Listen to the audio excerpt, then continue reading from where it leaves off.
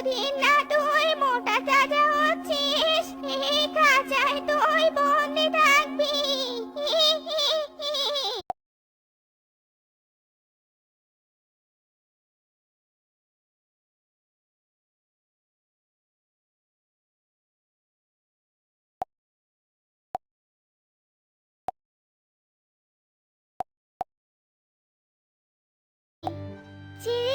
ছেড়ে দাও আমার বোনকে, ছেড়ে দাও।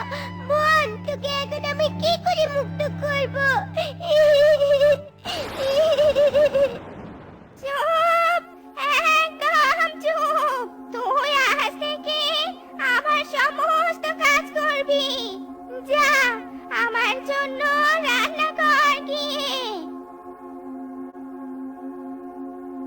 উফ, খিদে পেয়েছে। সামনে খাবার রেখেছে আর তর সইছে না। দেখে আসি বাচ্চাটা হিষ্টপিষ্ট হয়েছে কিনা। কি রাক্ষসী যে আমার কাছে আসছে, এবার কি হবে? এই বাচ্চা, তোর হাত দেখি তুই কতটা মোটা হয়েছিস আর খাবারের যোগ্য হয়েছিস কিনা দেখি দেখি। কি এই রাক্ষসী আমার হাত দেখতে যাচ্ছে কেন? তার মানে রাক্ষসী চোখে কম দেখে, আমাকে কিছু একটা করতেই হবে। এরপর টিনটিন রাক্ষসীর চোখে কম দেখার সুযোগ নিয়ে এক বুদ্ধি আটে খাঁচার পাশে পড়ে থাকা একটা ছোট্ট হাড্ডি নিয়ে হাত বাড়িয়ে দেয়। আহ! তুই এখনো রোগা পাতলায় আছিস, তোর শরীরের একটু উন্নতি হয়নি। তুই কেন মোটা তাজা হচ্ছিস না? আমি যে আর অপেক্ষা করতে পারছি না। উফ বাবা, এবারের মতো বেঁচে গেলাম, কিন্তু এভাবে আর কতদিন? বোন, তুই চিন্তা করিস না, সৃষ্টিকর্তা আমাদের রক্ষার ঠিক উপায় বের করে দিবি রে। টুকি, এই টুকি, কোথায় তুই? আমি যে আর খিদে সহ্য করতে পারছি না। তুই এক্ষুনি গরম জল বসিয়ে দে, আজ আমি টিংটিংয়ের তাজা মাংস খাবো। আর শোন, সবচেয়ে বড় পাত্রেই যেন গরম জল বসানো হয়। আমি একটা সুন্দর স্যুপ বানাবো।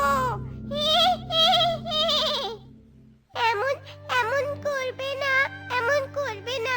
আমার বোনকে খেও না, আমার বোনের যে অনেক কষ্ট হবে। তুমি আমাকেই খাও, আমার বোনকে তুমি ছেড়ে দাও।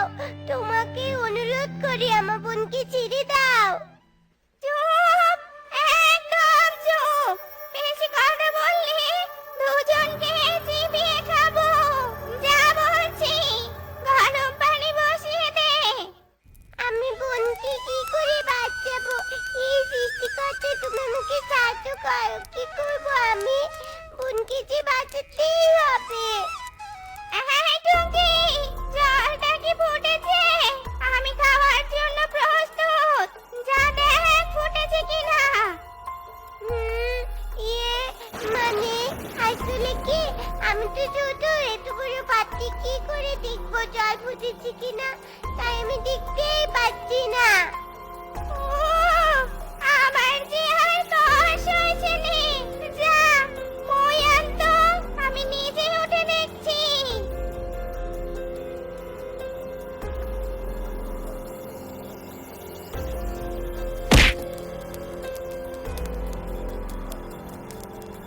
আহ!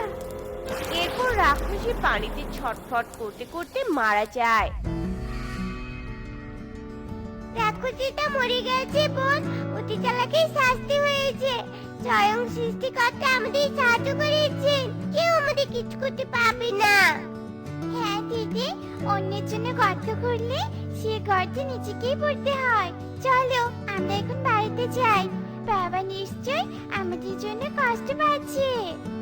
এরপর টুকি টিনটিন কুমড়োর 2 তলা বাড়ি থেকে অনেক স্বর্ণমুদ্রা নিয়ে বাড়ি চলে যায় আর গিয়ে দেখে টোনা মন খারাপ করে বসে আছে।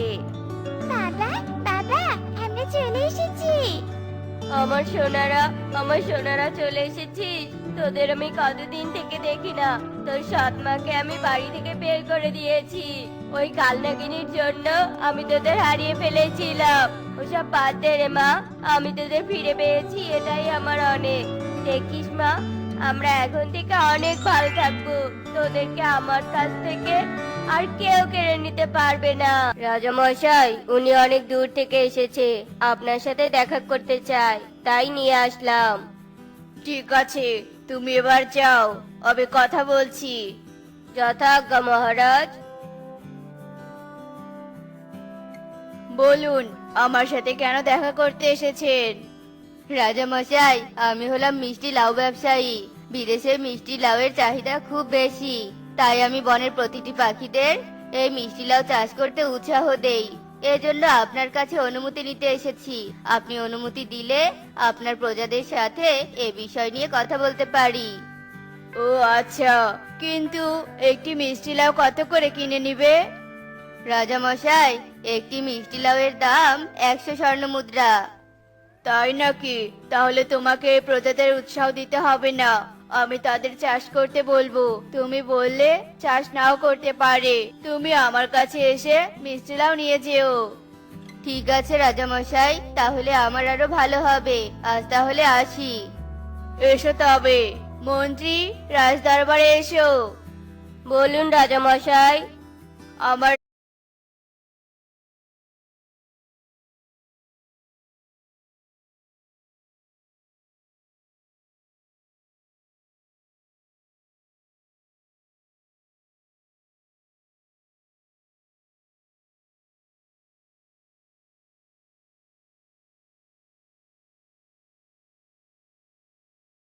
রাজ্যে যারা ভালো চাষের কাজ জানে তাদের রাজদরবারে নিয়ে এসো।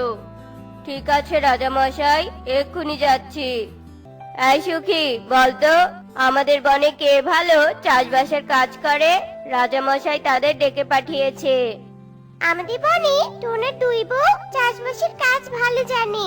টোনা মারা যাবার পর তার দুই বউ তো টোনার জমি চাষ করেই সংসার চালায়, আর কারো জমিতে তেমন কোনো ফসলই হয় না।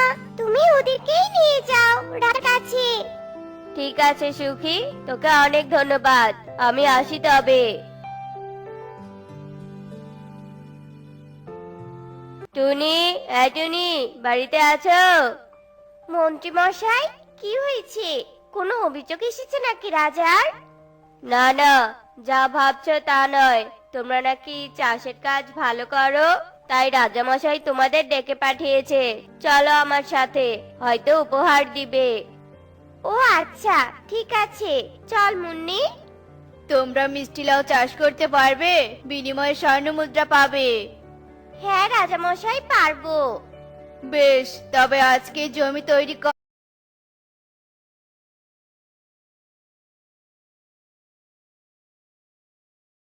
করো, মিষ্টি লাউ চাষ করা শুরু করে দাও। খুব তাড়াতাড়ি যে লাগবে। যথাজ্ঞা মহারাজ, আমরা আজকেই শুরু করব চাষের কাজ। এবার তাহলে আসি। মুন্নি, চল জমি তৈরি করি, তারপর বাজারে যাব বীজ আনতে। আমি এবার একসাথে চাষ করব না। টুনি যদি রাজার কাছে বেশি স্বর্ণমুদ্রা নেয়,